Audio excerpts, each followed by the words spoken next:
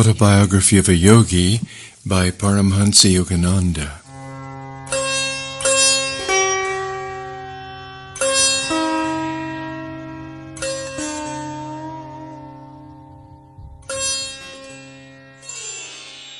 Chapter 12, Years in My Master's Hermitage. You have come.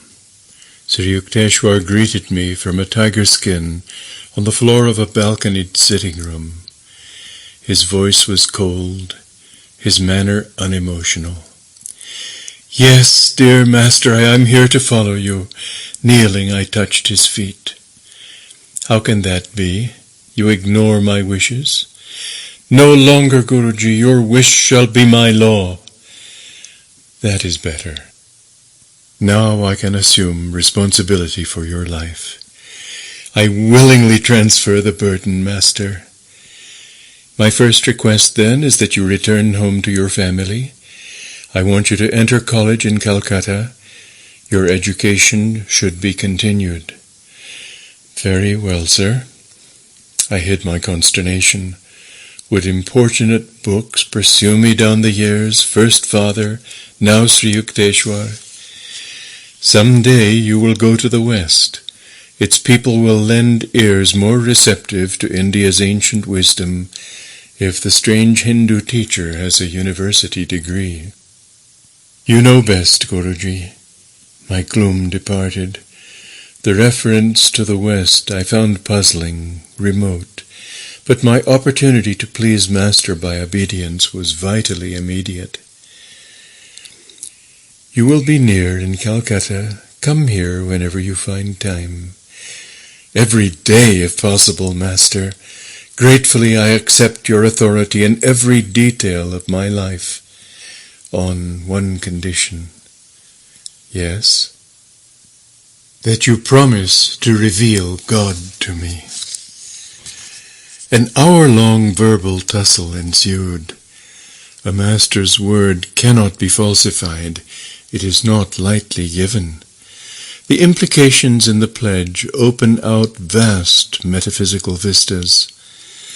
A guru must be on intimate terms indeed with the Creator before he can obligate him to appear. I sensed Sri Yukteswar's divine unity and was determined as his disciple to press my advantage. You are of exacting disposition.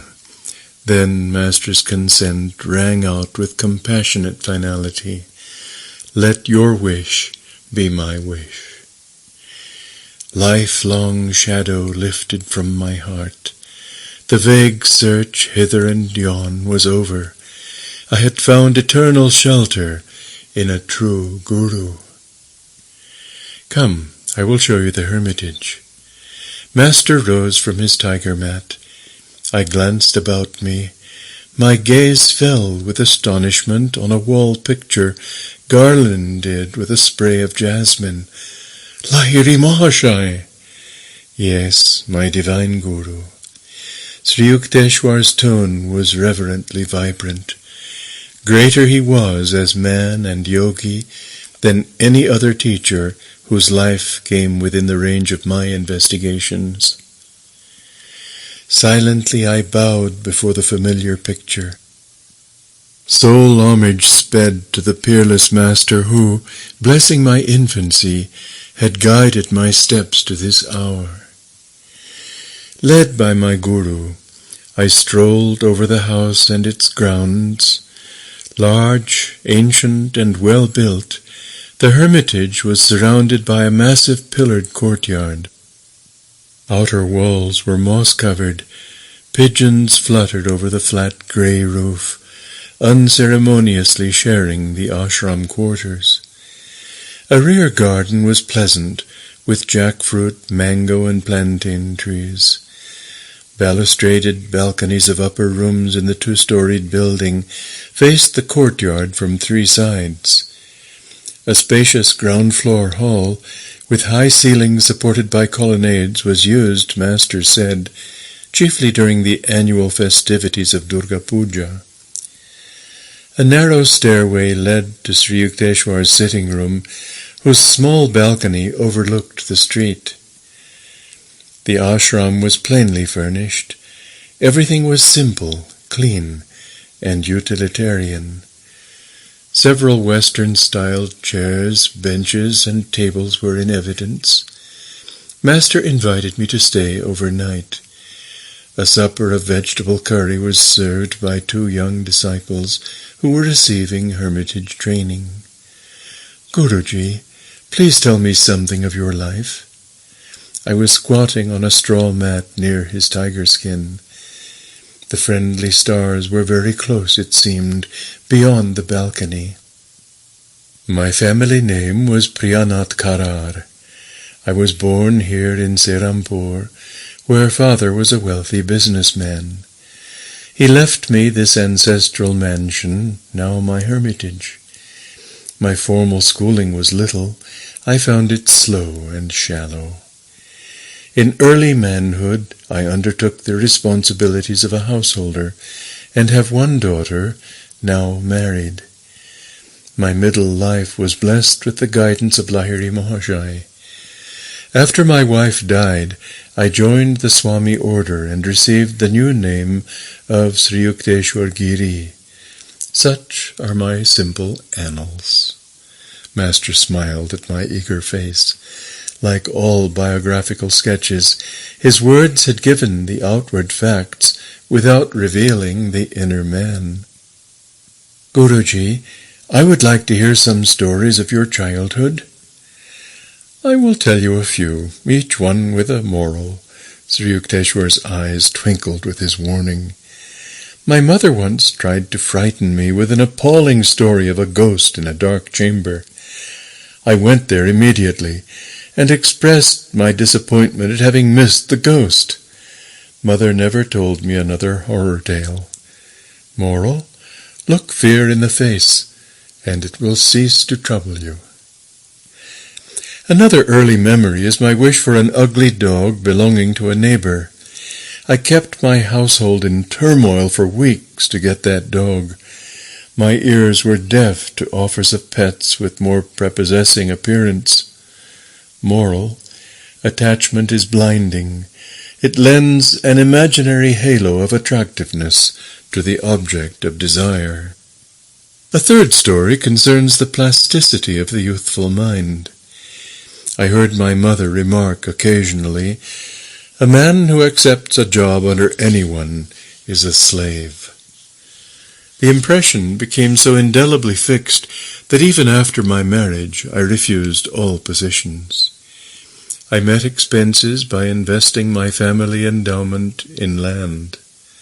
Moral: good and positive suggestions should instruct the sensitive ears of children. Their early ideas long remain sharply etched. Master fell into tranquil silence. Around midnight he led me to a narrow cot. Sleep was sound and sweet the first night under my Guru's roof. Sri Yukteswar chose the following morning to grant me his Kriya Yoga initiation. The technique I had already received from 2 disciples of Lahiri Mahashai, father and my tutor Swami Balananda. But in Master's presence I felt transforming power. At his touch, a great light broke upon my being, like glory of countless suns blazing together. A flood of ineffable bliss, overwhelming my heart to an innermost core, continued during the following day. It was late that afternoon before I could bring myself to leave the hermitage. "You will return in 30 days. As I reached my Calcutta home, the fulfillment of Master's prediction entered with me. None of my relatives made the pointed remarks I had feared about the reappearance of the soaring bird. I climbed to my little attic and bestowed affectionate glances as though on a living presence. You have witnessed my meditations and the tears and storms of my sadhana. Now I have reached the harbor of my divine teacher." Son, I am happy for us both. Father and I sat together in the evening calm. You have found your Guru, as in miraculous fashion I once found my own. The holy hand of Lahiri Mahashai is guarding our lives. Your master has proved no inaccessible Himalayan saint, but one nearby. My prayers have been answered. You have not, in your search for God, been permanently removed from my sight. Father was also pleased that my formal studies would be resumed. He made suitable arrangements. I was enrolled the following day at the Scottish Church College in Calcutta. Happy months sped by. My readers have doubtless made the perspicacious surmise that I was little seen in the college classrooms. The Serampore hermitage held a lure too irresistible. Master accepted my ubiquitous presence without comment. To my relief, he seldom referred to the halls of learning. Though it was plain to all that I was never cut out for a scholar, I managed to attain minimum passing grades from time to time. Daily life at the ashram flowed smoothly, infrequently varied. My Guru awoke before dawn. Lying down or sometimes sitting on the bed, he entered a state of samadhi. It was simplicity itself to discover when Master had awakened, abrupt halt of stupendous snores, a sigh or two, perhaps a bodily movement, then a soundless state of breathlessness. He was in deep yogic joy. Breakfast did not follow. First came a long walk by the Ganges. These morning strolls with my Guru, how real and vivid still. In the easy resurrection of memory, I often find myself by his side. The early sun is warming the river. His voice rings out, rich with the authenticity of wisdom. A bath, then the midday meal. Its preparation, according to Master's daily directions, had been the careful task of young disciples. My Guru was a vegetarian. Before embracing monkhood, however, he had eaten eggs and fish. His advice to students was to follow any simple diet which proved suited to one's constitution. Master ate little, often rice colored with turmeric or juice of beets or spinach, and lightly sprinkled with buffalo ghee or melted butter. Another day he might have lentil dal or chana curry with vegetables. For dessert, mangoes or oranges with rice pudding or jackfruit juice. Visitors appeared in the afternoons.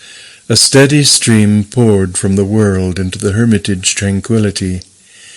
Everyone found in Master an equal courtesy and kindness. To a man who has realized himself as a soul, not the body or the ego, the rest of humanity assumes a striking similarity of aspect. The impartiality of saints is rooted in wisdom. Masters have escaped Maya, its alternating faces of intellect and idiocy no longer cast an influential glance. Sri Yukteswar showed no special consideration to those who happened to be powerful or accomplished. Neither did he slight others for their poverty or illiteracy. He would listen respectfully to words of truth from a child, and openly ignore a conceited pundit. 8 o'clock was the supper hour, and sometimes found lingering guests. My Guru would not excuse himself to eat alone. None left his ashram hungry or dissatisfied. Sri Yukteswar was never at a loss, never dismayed by unexpected visitors. Scanty food would emerge a banquet under his resourceful direction. Yet he was economical. His modest funds went far. "Be comfortable within your purse," he often said, Extravagance will buy you discomfort. Whether in the details of hermitage entertainment, or his building and repair work, or other practical concerns, Master manifested the originality of a creative spirit. Quiet evening hours often brought one of my Guru's discourses, treasures against time. His every utterance was measured and chiseled by wisdom. A sublime self-assurance marked his mode of expression. It was unique. He spoke as none other in my experience ever spoke. His thoughts were weighed in a delicate balance of discrimination before he permitted them an outward garb. The essence of truth, all-pervasive, with even a physiological aspect, came from him like a fragrant exudation of the soul. I was conscious always that I was in the presence of a living manifestation of God. The weight of his divinity automatically bowed my head before him. If late guests detected that Sri Yukteswar was becoming engrossed with the infinite, he quickly engaged them in conversation. He was incapable of striking a pose or of flaunting his inner withdrawal.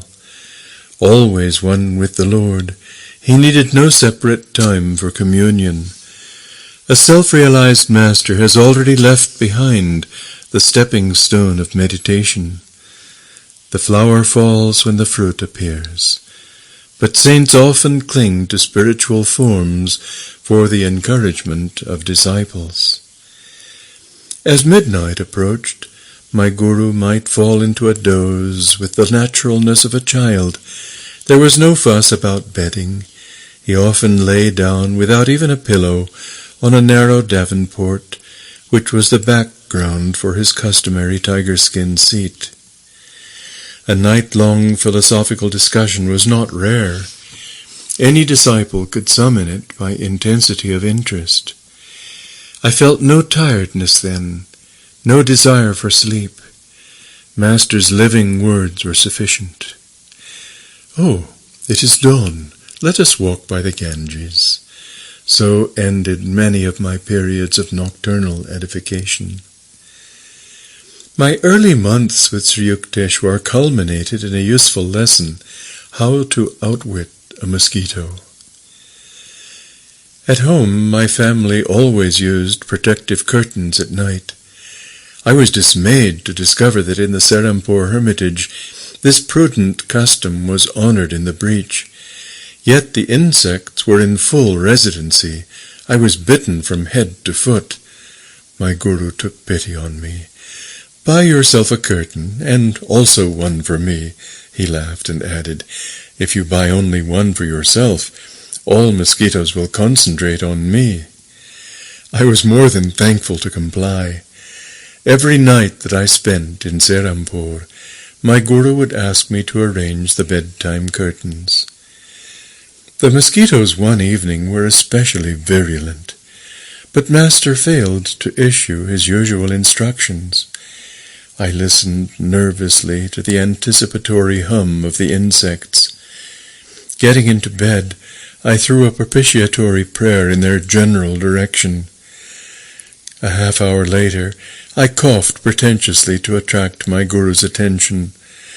I thought I would go mad with the bites, and especially the singing drone as the mosquitoes celebrated bloodthirsty rites. No responsive stir from Master. I approached him cautiously. He was not breathing. This was my first observation of him in the yogic trance. It filled me with fright. His heart must have failed. I placed a mirror under his nose. No breath vapor appeared. To make doubly certain, for minutes I closed his mouth and nostrils with my fingers. His body was cold and motionless. In a daze, I turned toward the door to summon help. "So, a budding experimentalist, my poor nose." Master's voice was shaky with laughter. "Why don't you go to bed? Is the whole world going to change for you? Change yourself. Be rid of the mosquito consciousness. Meekly I returned to my bed. Not one insect ventured near. I realized that my guru had previously agreed to the curtains only to please me. He had no fear of mosquitoes. His yogic power was such that he either could will them not to bite or escape to an invulnerability. He was giving me a demonstration, I thought. That is the yogic state I must strive to attain. A yogi must be able to pass into and continue in the superconsciousness, regardless of multitudinous distractions never absent from this earth. Whether in the buzz of insects or the pervasive glare of daylight, the testimony of the senses must be barred. Sound and sight come then indeed, but to worlds fairer than the banished Eden. The instructed mosquitoes served for another early lesson at the ashram. It was the gentle hour of dusk. My guru was matchlessly interpreting the ancient texts. At his feet I was in perfect peace. A rude mosquito entered the idol and competed for my attention. As it dug a poisonous hypodermic needle into my thigh, I automatically raised an avenging hand. Reprieve from impending execution. An opportune memory came to me of one of Patanjali's yoga aphorisms, that on ahimsa, harmlessness. Why didn't you finish the job? Master, do you advocate taking life? No, but the death blow already had been struck in your mind. I don't understand. Patanjali's meaning was the removal of desire to kill. Sri Yukteswar had found my mental processes an open book. This world is inconveniently arranged for a literal practice of ahimsa. Man may be compelled to exterminate harmful creatures. He is not under similar compulsion to feel anger or animosity. All forms of life have equal right to the air of Maya. The saint who uncovers the secret of creation will be in harmony with its countless bewildering expressions. All men may approach that understanding who curb the inner passion for destruction. Guruji, should one offer himself a sacrifice rather than kill a wild beast? No, man's body is precious. It has the highest evolutionary value because of unique brain and spinal centers. These enable the advanced devotee to fully grasp and express the loftiest aspects of divinity. No lower form is so equipped. It is true that one incurs the debt of a minor sin if he is forced to kill an animal or any living thing. But the Vedas teach that wanton loss of a human body is a serious transgression against the karmic law. I sighed in relief. Scriptural reinforcement of one's natural instincts is not always forthcoming. It so happened that I never saw Master at close quarters with a leopard or a tiger, but a deadly cobra once confronted him, only to be conquered by my Guru's love. This variety of snake is much feared in India, where it causes more than 5,000 deaths annually. The dangerous encounter took place at Puri, where Sri Yukteswar had a second hermitage, charmingly situated near the Bay of Bengal. Prafula, a young disciple of later years, was with Master on this occasion. We were seated out of doors near the ashram, Prafula told me. A cobra appeared nearby, a 4-foot length of sheer terror. Its hood was angrily expanded as it raced toward us. My Guru gave a welcoming chuckle as though to a child. I was beside myself with consternation to see Master engage in a rhythmical clapping of hands. He was entertaining the dread visitor. I remained absolutely quiet, inwardly ejaculating what fervent prayers I could muster. The serpent, very close to my Guru, was now motionless, seemingly magnetized by his caressing attitude. The frightful hood gradually contracted. The snake slithered between Master's feet and disappeared into the bushes. Why my Guru would move his hands and why the cobra would not strike them were inexplicable to me then, Prafula concluded.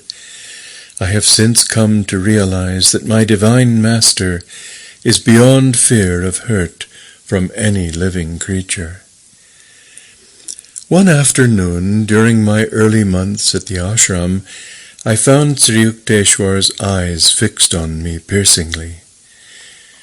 "You are too thin, Mukunda." His remark struck a sensitive point. That my sunken eyes and emaciated appearance were far from my liking was testified to by rows of tonics in my room at Calcutta. Nothing availed. Chronic dyspepsia had pursued me since childhood. My despair reached an occasional zenith when I asked myself if it were worthwhile to carry on this life with a body so unsound. Medicines have limitations. The creative life force has none. Believe that, you shall be well and strong. Sri Yukteswar's words aroused a conviction of personally applicable truth which no other healer, and I had tried many, had been able to summon within me. Day by day, behold, I waxed. 2 weeks after Master's hidden blessing, I had accumulated the invigorating weight which had eluded me in the past. My persistent stomach ailments vanished with a lifelong permanency. On later occasions I witnessed my Guru's instantaneous divine healings of persons suffering from ominous disease, tuberculosis, diabetes, epilepsy, or paralysis. Not one could have been more grateful for his cure than I was at sudden freedom from my cadaverous aspect. Years ago I too was anxious to put on weight, Sri Yukteswar told me. During convalescence after a severe illness, I visited Lahiri Mahashai in Benares. "Sir, I have been very sick and lost many pounds." "I see, Yukteswar, you made yourself unwell and now you think you are thin." This reply was far from the one I had expected.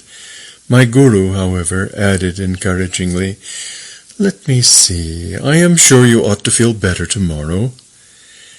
Taking his words as a gesture of secret healing toward my receptive mind, I was not surprised the next morning at a welcome accession of strength. I sought out my Master and exclaimed exultingly, "Sir, I feel much better today." "Indeed, today you invigorate yourself." "No, Master," I protested. "It was you who helped me.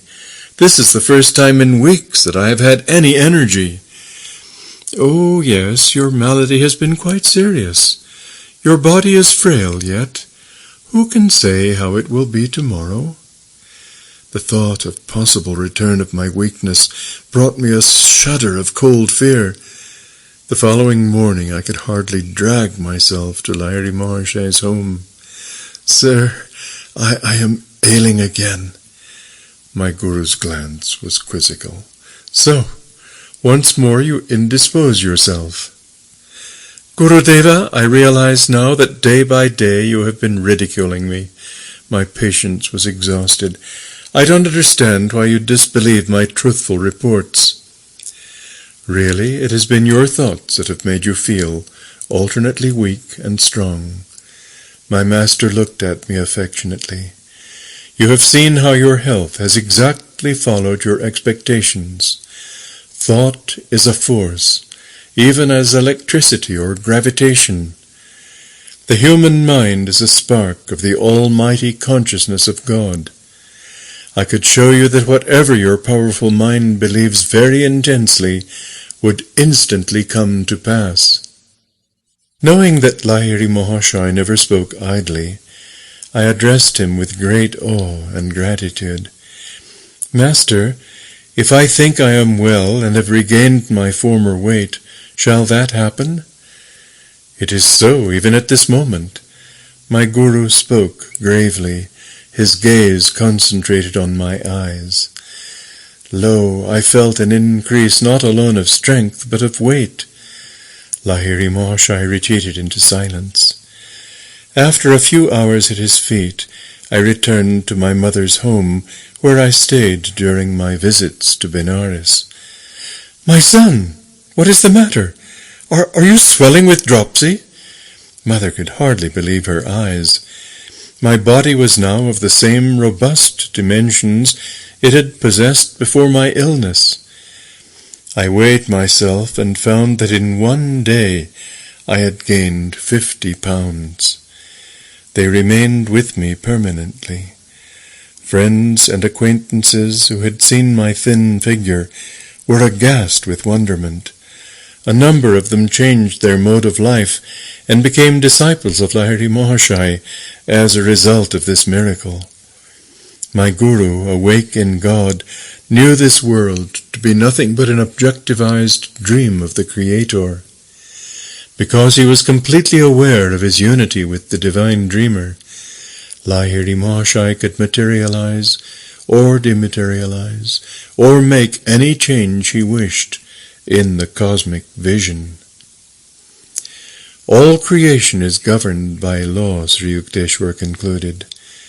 The ones which manifest in the outer universe, discoverable by scientists, are called natural laws. But there are subtler laws ruling the realms of consciousness, which can be known only through the inner science of yoga. The hidden spiritual planes also have their natural and lawful principles of operation. It is not the physical scientist, but the fully self-realized master who comprehends the true nature of matter. Thus Christ was able to restore the servant's ear after it had been severed by one of the disciples. Sri Yukteswar was a peerless interpreter of the scriptures. Many of my happiest memories are centered in his discourses. But his jeweled thoughts were not cast into ashes of heedlessness or stupidity. One restless movement of my body, or my slight lapse into absent-mindedness, sufficed to put an abrupt period to Master's exposition. "You are not here," Master interrupted himself one afternoon with this disclosure. As usual, he was keeping track of my attention with a devastating immediacy. "Guruji," my tone was a protest, "I have not stirred. My eyelids have not moved. I can repeat each word you have uttered." "Nevertheless, you are not fully with me. Your objection forces me to remark that in your mental background you were creating 3 institutions. One was a sylvan retreat on a plain, another on a hilltop, a third by the ocean.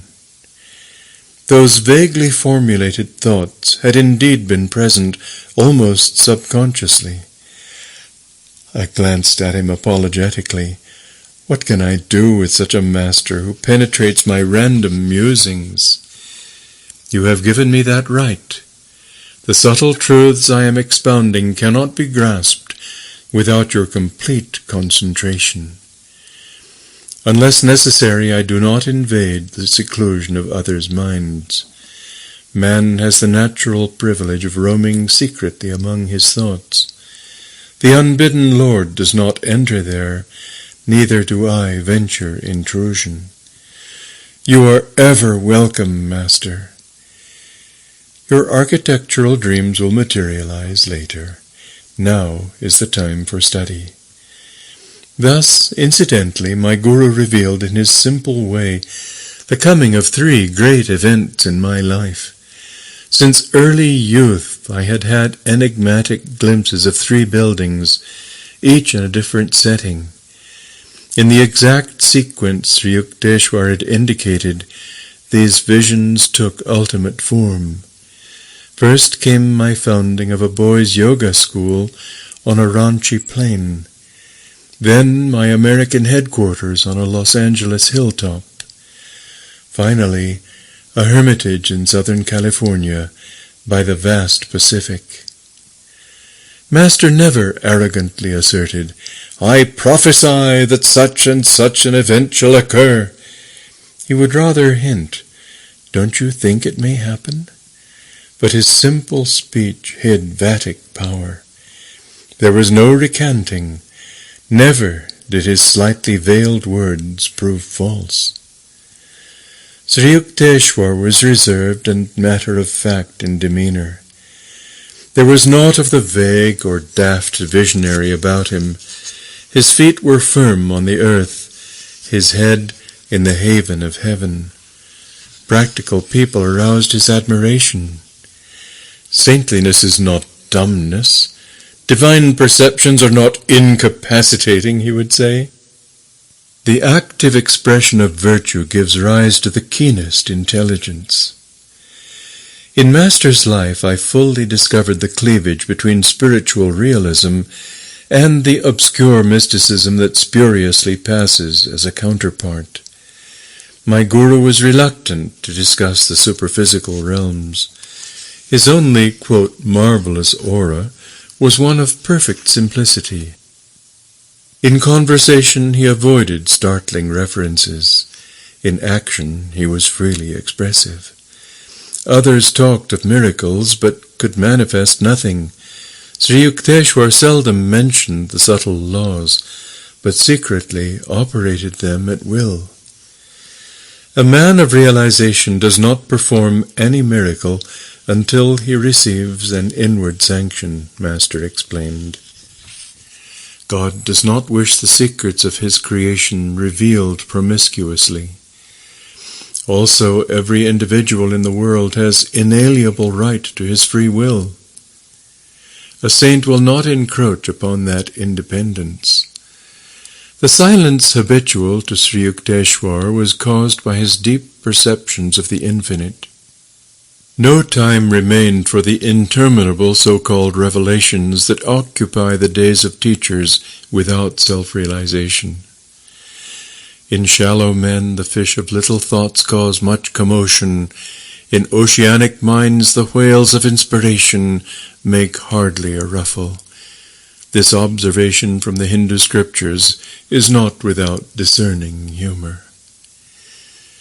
Because of my guru's unspectacular guise, only a few of his contemporaries recognized him as a superman.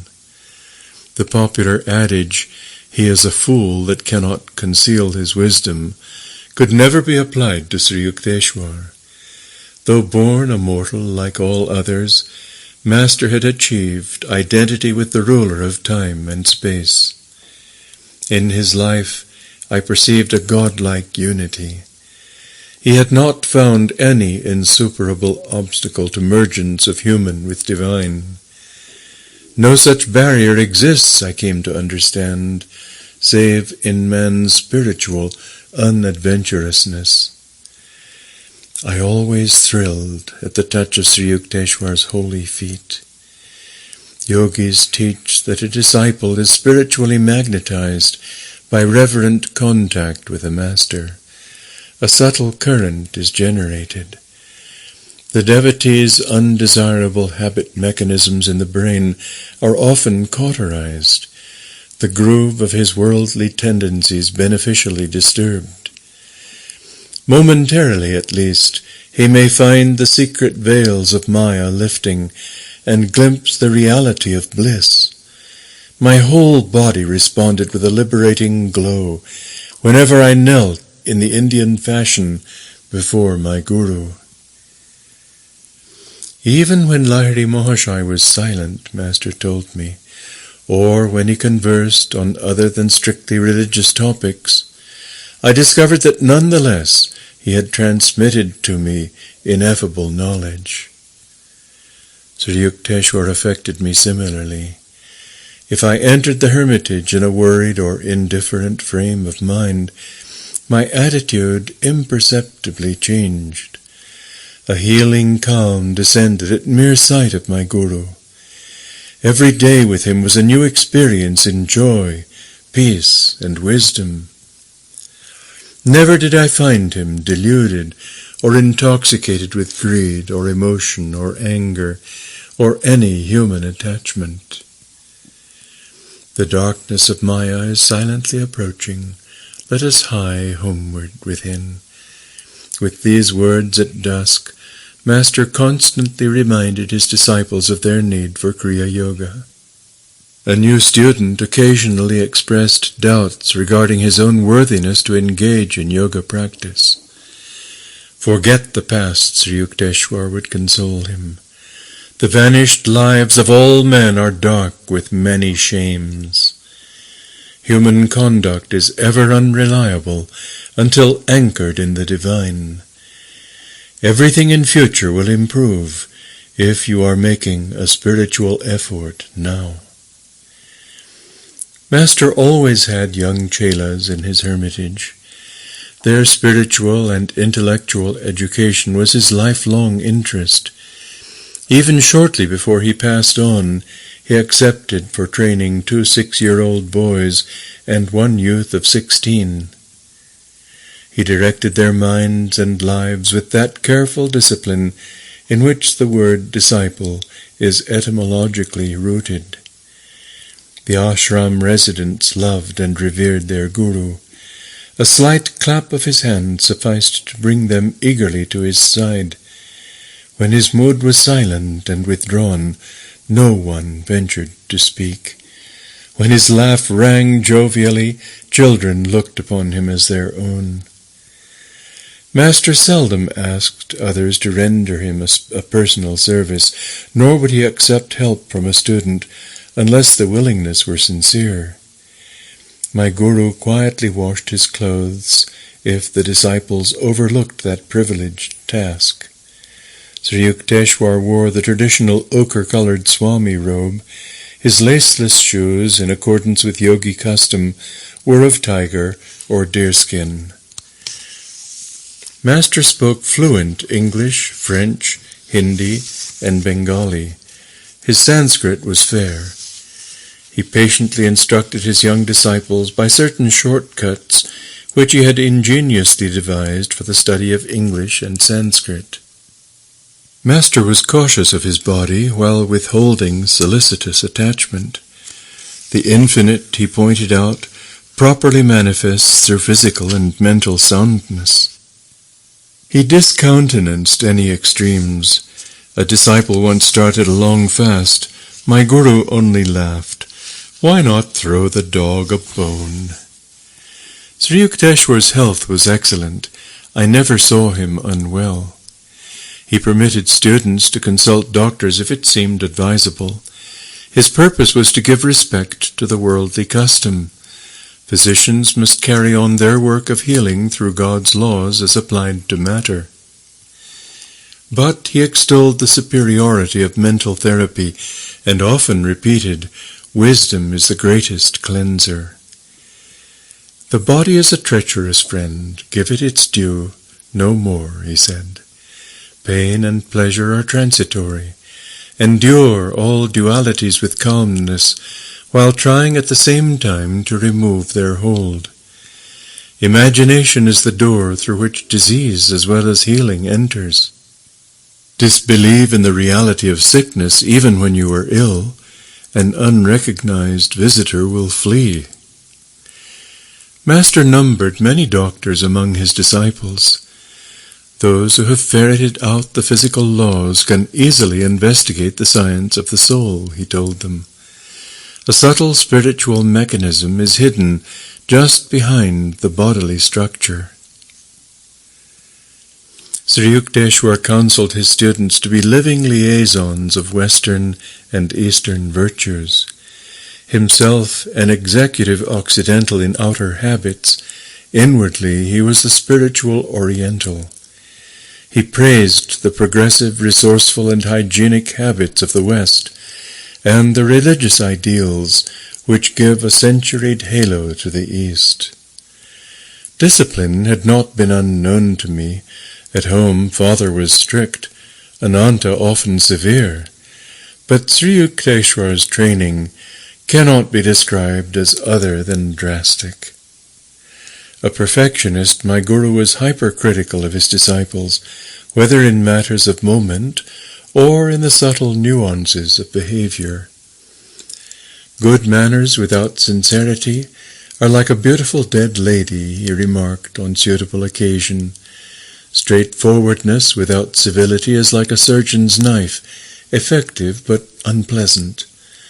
Candor with courtesy is helpful and admirable. Master was apparently satisfied with my spiritual progress, for he seldom referred to it. In other matters my ears were no strangers to reproof. My chief offences were absent-mindedness, intermittent indulgence in sad moods, non-observance of certain rules of etiquette, and occasional unmethodical ways. Observe how the activities of your father Bhagavati are well organized and balanced in every way, my Guru pointed out.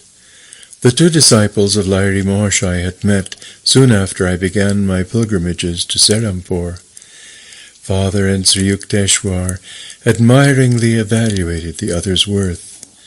Both had built an inner life of spiritual granite, insoluble against the ages.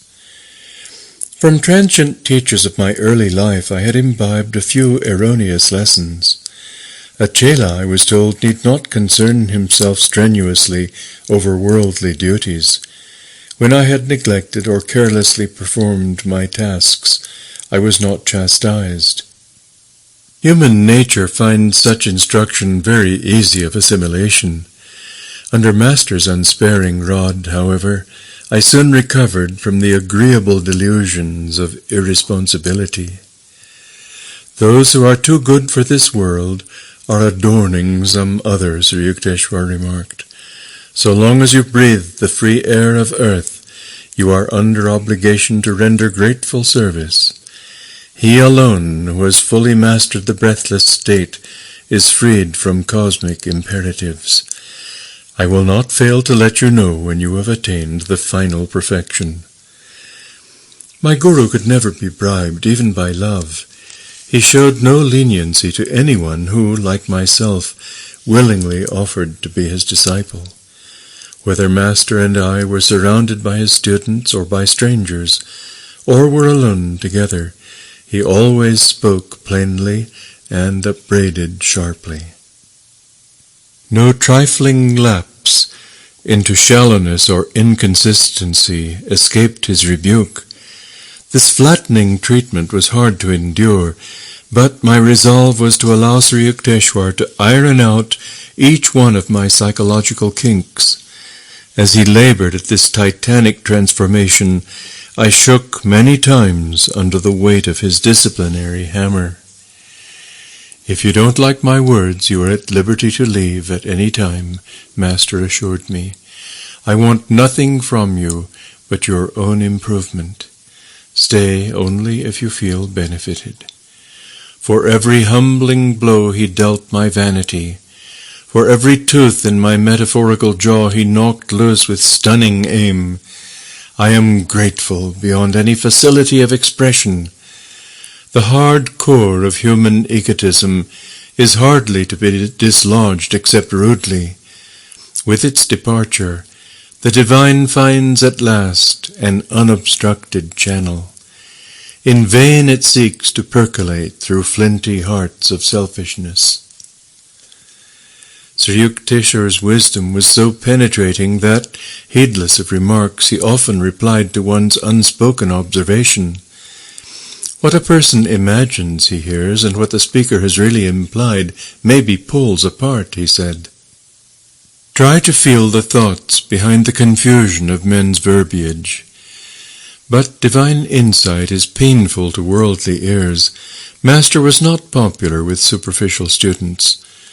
The wise, always few in number, deeply revered him.